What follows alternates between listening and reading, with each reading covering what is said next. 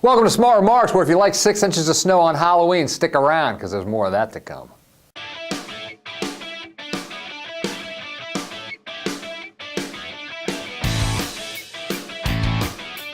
So we survived the great Halloween storm of 2011 in my own neighborhood. Branches and trees were down all over the place. My next door neighbor had a 25-foot maple tree split.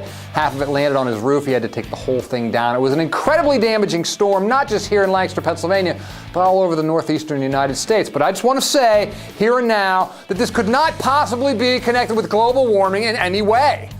Neither can the torrential rainfalls of this summer or the huge outbreak of tornado warnings here and actual tornadoes elsewhere across the United States earlier this spring. The number of extreme weather events is off the charts this year, but again, none of this could possibly have anything to do with global warming. It's all totally normal. We just live in a variable climate, see, and these are all just examples of that variation.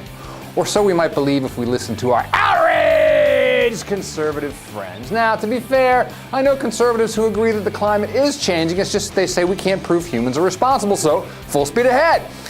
You know, a prudent people, I've said this before, would look at what's happening, they'd look at what many scientists believe contributes to global warming, and they'd look around and they'd say, well, maybe we better downshift. But we're not a prudent people. And anyway, downshifting means slowing the economy at a time when the economy's already hit the skids, so it is full speed ahead. But it's worth considering what that's going to look like down the line, because while all this extreme weather might go away next year, there's a lot of experts who believe that this is the new normal. And if it is, think about how much money that's going to cost you. If torrential downpours, 100-year floods every few years are the new norm, you better waterproof your basement, right? Do you have good flood insurance? Can you get good flood insurance? Your premiums will skyrocket, of course, because there's a greater chance you're going to need to make a claim. We can argue politically about whether global warming exists, but extreme weather costs insurance company money, so the bottom line is it's going to cost everyone else, even your most ardent Fox News fan. And the same with homeowners insurance. Think of those of us who have mature trees.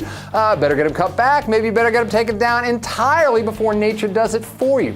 What's that going to cost? Who knows, but we'll find out. Power outages, they'll be more common. There are people in the Northeast who've been without power for several days or longer on several occasions this year.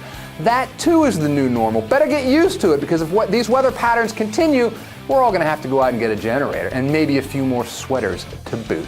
And all of this is minor compared with the tornado that leveled Joplin, Missouri earlier this year, or the floods that we had right here in Mannheim, Pennsylvania in September. But the bottom line is that if freak storms are part of a pattern, and this pattern is global warming, it's going to cost you money. And even if your house isn't washed away, even if it's not blown away in a tornado, your wallet is going to take a hit. The more of these new normal storms we have, the bigger that hit's going to be.